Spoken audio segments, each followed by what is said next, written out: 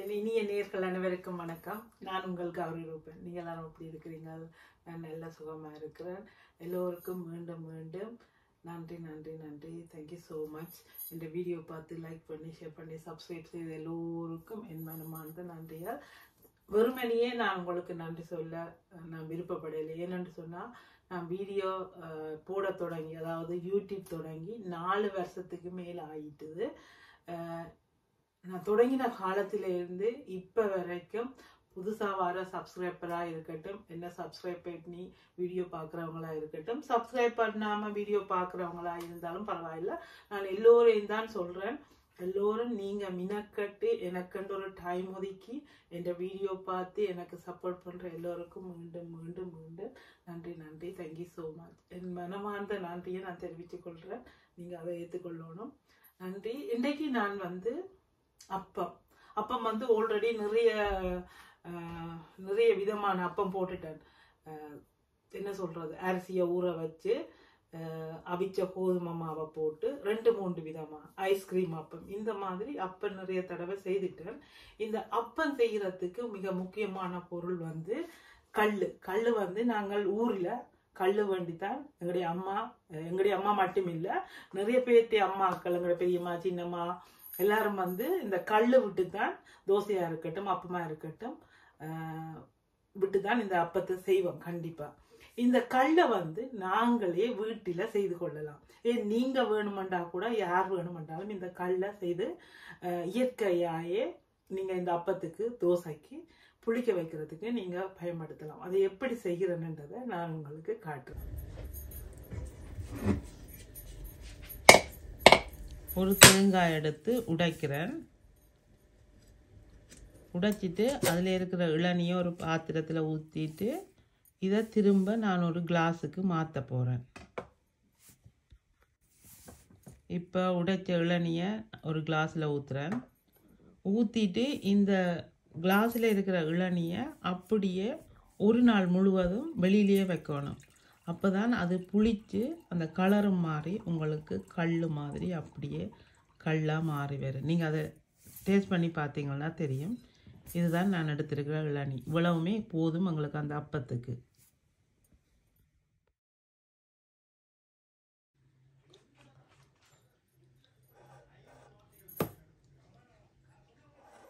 இந்த கல்லை வந்து நான் எப்படி செய்தேன்றதை நீங்கள் பார்த்துருப்பீங்க. இந்த இளநியை எடுத்து ஒரு நாள் முழுக்க வச்ச உடனே இது புளிச்சிடும், அதுவே கல்லாக மாறிடும். இதுதான் நார்மலாக கல்லுமே தென்னை மரத்துலேயோ பனை மரத்திலேருந்து வடிஞ்சு அந்த அந்த வடிஞ்சது தான் அது ஒரு நாள் முழுக்க விட்டோடனே இந்த புளிப்புத்தன்மை வந்துடும். அதை மாதிரி தான் இந்த இளநியையும் நான் எப்படி கல்லாக செய்திருக்கிறேன். அதை வச்சு இன்றைக்கு இந்த அப்பத்தையும் நான் உங்களுக்கு ரெடி பண்ணி இருக்கிறேன். ட்ரை பண்ணி பாருங்க. நீங்கள் கண்டிப்பாக சூப்பரான அப்பம் செய்து சாப்பிடுவீங்க ஈஸியாக. அதே நேரம் அப்பக்கஞ்சி காய்ச்சி இல்லை, அப்பக்கஞ்சிக்கு பதிலாக வீட்டில் சமைக்கிற சோறு, அந்த சோறை வச்சு நான் வந்து இன்றைக்கு அப்பத்துக்கு கஞ்சியாக பாவிச்சிருக்கிறேன். கண்டிப்பாக அப்பக்கஞ்சி காய்ச்சி தான் எங்களுடைய அம்மாக்கள் அப்பம் சொல்றதை நான் பார்த்துருக்கிறேன். நானும் அதை பண்ணித்தான் நான் வீடியோ போட்டிருக்கேன். அடுத்ததாக இந்த சம்பல் வந்து பிடிக்காத ஆக்களே இருக்க முடியாது. இந்த சம்பல் வீடியோ வந்து இந்த அப்பத்துக்கு செய்கிறேன். ஆனால் இந்த சம்பலை நான் தனியாக ஒரு வீடியோவாக தான் போடுவேன். பாருங்க, பார்க்காத நீங்கள் ஆல்ரெடி என்னோட சேனலில் சம்பல் போட்டிருக்கிறேன். இருந்தாலும் திரும்ப திரும்ப என்னை விரும்பி கேட்ட நேர்கள் உங்களுக்காக இந்த சம்பலை செய்து காட்டுறேன். 1 கப் அரிசி எடுத்து தண்ணியில் ஊற போட்டு வச்சுருக்கேன். இது நான் வந்து ஒரு 8 மணித்தியாலம் ஊற போட்டிருப்பேன். இப்போ தண்ணியை வடிக்கிட்டு இந்த அரிசியை அரைக்கலாம். தண்ணியோடையே போடலாம், ஒட்டை வடிய வைக்கணுமென்ட்டு இல்லை. இல்லை, நாங்கள் தண்ணி விட்டு தான் இதை அரைக்க போகிறோம்.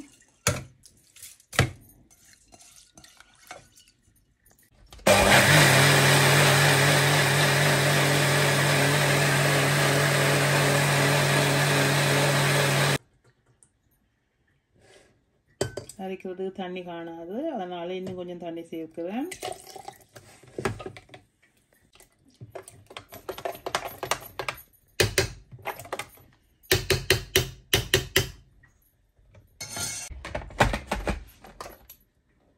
கொஞ்சமாக தண்ணி சேர்த்து நல்லா அரைக்கணும்.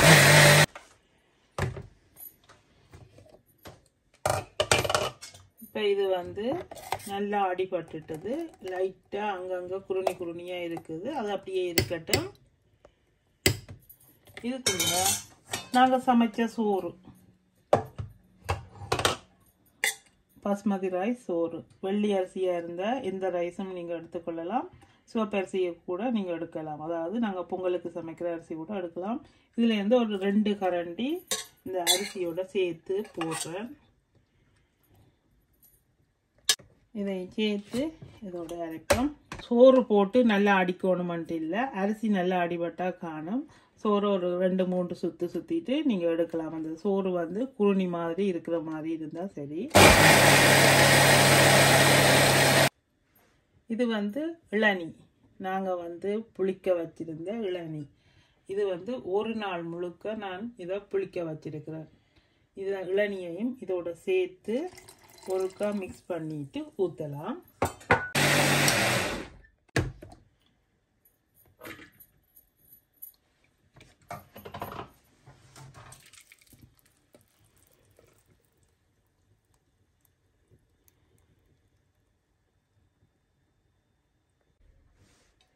அப்படியே அரைச்சதை ஒரு சின்ன பாத்திரத்தில் ஊற்றிட்டு அதை அப்படியே புளிக்க வைப்போம்.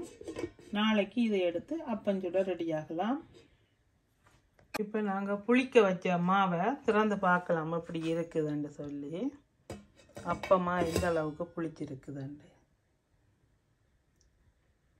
எப்படி புளிஞ்சிருக்குதுன்னு உங்களுக்கு தெரியுது.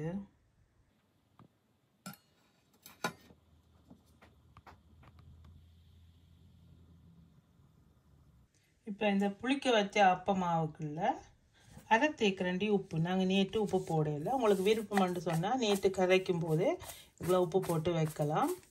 நான் உப்பு போடலை, நான் இப்போ போடுறேன். 1/2 தேக்கரண்டி உப்பு முதல்ல போட்டுட்டு மிக்ஸ் பண்ணி பார்த்துட்டு காணாட்டிக்கு போட்டுக்கொள்ளலாம். உப்பு, 1 தேக்கரண்டி சீனி. சீனி வந்து ப்ரௌன் சுகர் சேர்க்கலாம். நான் வந்து அந்த கலர் மாறாமல் இருக்கிறதுக்காண்டி வெள்ளை சுகர் போட்டிருக்கேன். உங்களோட விருப்பம், எந்த சுகர் வேணுமென்றாலும் நீங்கள் சேர்த்துக்கொள்ளலாம்.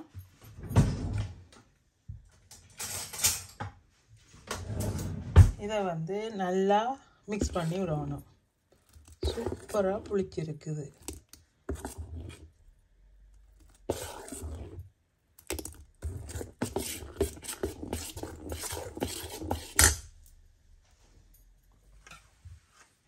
அந்த கல் மணம், அப்படியே அப்பத்தின மணம் அப்படியே இருக்குது. நாங்கள் தண்ணி எதுவும் சேர்க்க தேவையில்லை. பார்த்துட்டு காணாட்டிக்கு தான் தண்ணி விடணும். இந்த பதம் கரெக்டாக இருக்குது. நாங்கள் வந்து அரிசியை அடித்தபடியாக அந்த தண்ணியின் அளவு வந்து நிறைய விடாமல் நான் விட்டதால் கரெக்டாக இருக்குது. எப்பயுமே அப்பமா வந்து கட்டியாக தான் கரைச்சி வைக்கணும். ஏதாவது திக்காக கரைச்சி வைக்க தான் அந்த அரிசி வந்து புளிச்சு வரைக்க ஆனால் தண்ணியை விடும். ஆனால் இந்த ரியல் அப்பத்தின் வாசம் அப்படியே இருக்குது. இதுக்கெல்லாம் நாங்கள் நேச்சுரலாக போட்ட பொருட்கள் தான்.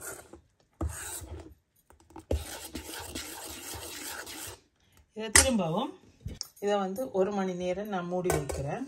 தேங்காய் பாலை பிழிஞ்சு அடுப்பில் சூடாக்கணும். அதுக்குள்ளே கொஞ்சம் உப்பு சேர்க்கிறேன், ஒரு பிஞ்ச் ஆஃப் சால்ட் இந்த டேஸ்ட்டுக்கு உப்பு. இதுக்குள்ளே நீங்கள் வேணுமென்று சொன்னால் சீனியை போட்டு வச்சுக்கொள்ளலாம். விருப்பம் இருந்தால் சீனியை இதுக்குள்ளே போட்டு வச்சுக்கொள்ளலாம். இல்லைன்னு சொன்னால் அப்பத்துக்குள்ளே பாலை விட்டுட்டு திரும்ப அதுக்கு மேலே சீனி போட்டுட்டு சாப்பிடலாம். அது உங்களோட விருப்பம்.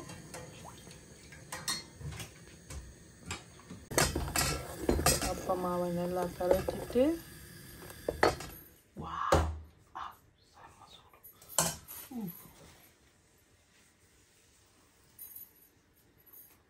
நல்லா சுத்திட்டு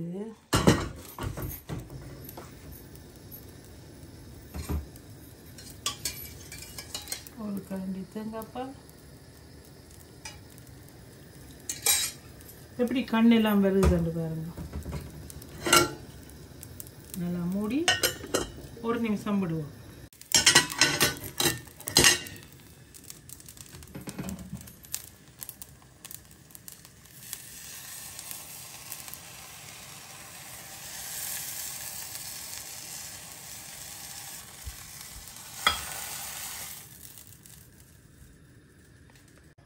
அப்பம் சூடாக இருக்கேக்குள்ளேயே இதுக்குள்ள சீனி போடணும். ஓகே,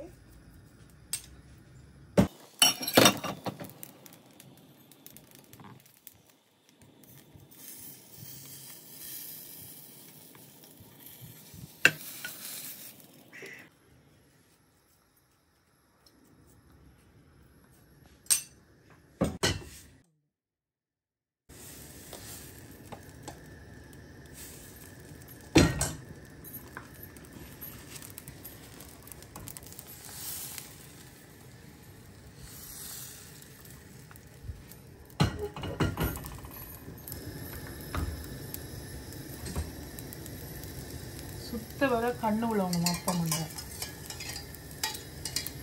கொஞ்சம் பால் வேண்டாம். பிளேன் அப்பம் இது. முட்டை போட்டு அப்பம் செய்யலாம். இது பிளேன் அப்பம். இது பிளேன் அப்பம்.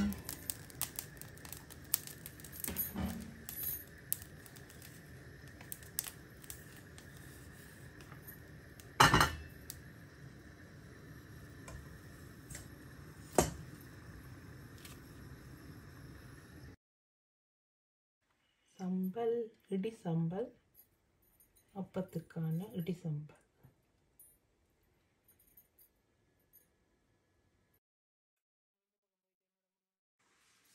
இன்றைக்கு வந்து கல் இதை எப்படி செய்கிறது, உங்களோட வீட்டில் நீங்கள் எப்படி செய்யலாம் கல்லுன்றதையும் அந்த கல்லை வச்சு அப்பமாக செய்திருக்கிறேன்.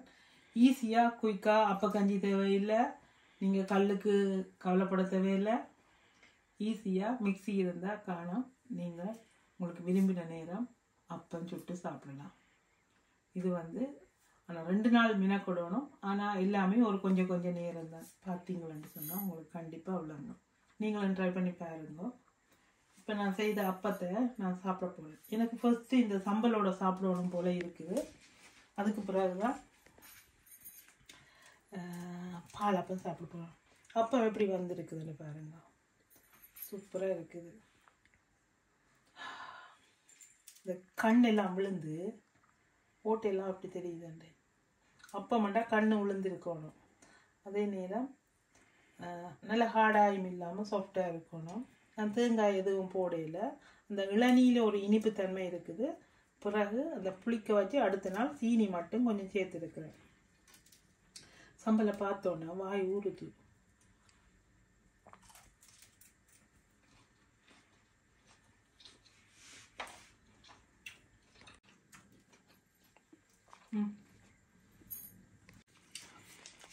கண்டிப்பாக நீங்களும் ட்ரை பண்ணி பார்க்கணும்.